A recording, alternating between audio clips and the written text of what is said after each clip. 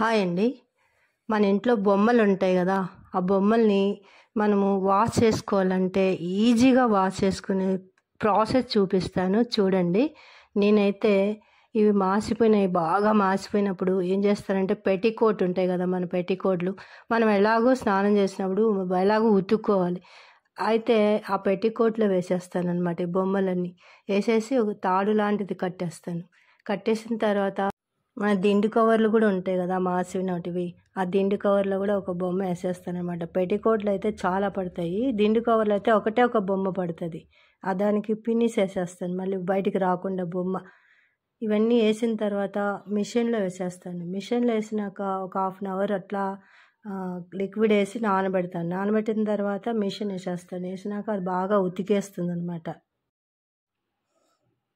అవి మళ్ళీ తీసేసి ఎండలో పెట్టేస్తే ఆరిపోతాయి అన్నమాట. బాగా పీల్చేస్తుంది కదా, వాటర్ అనేది లేకుండా పీల్చేస్తుంది. కాసేపు ఎండలో పెడితే చాలు. చూడండి, నేను మిషన్లోంచి తీసాను. తీసిన తర్వాత ఎలా వచ్చాయి, అసలు ఎంత బాగా వచ్చాయితే అలా చాలా వైట్గా వస్తాయి.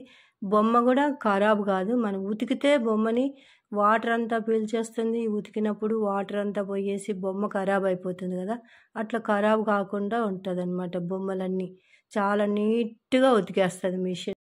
ఇలా ఉతికితే బొమ్మలు అస్సలు చెదరకుండా వస్తాయి మంచిగా నీట్‌గా. బొమ్మ మట్టి అంతా కూడా పోతుంది, బొమ్మకుండేదంతాను చాలా నీట్‌గా అయిపోయి వచ్చేస్తాయి బొమ్మలు మిషన్‌లో నుంచి. తర్వాత ఏం చేస్తాను, ఎండలో పెట్టి ఆరబెట్టేస్తాననమాట. కాసేపు ఎండలో పెట్టేసామంటే చాలు మంచిగా అయిపోతాయి.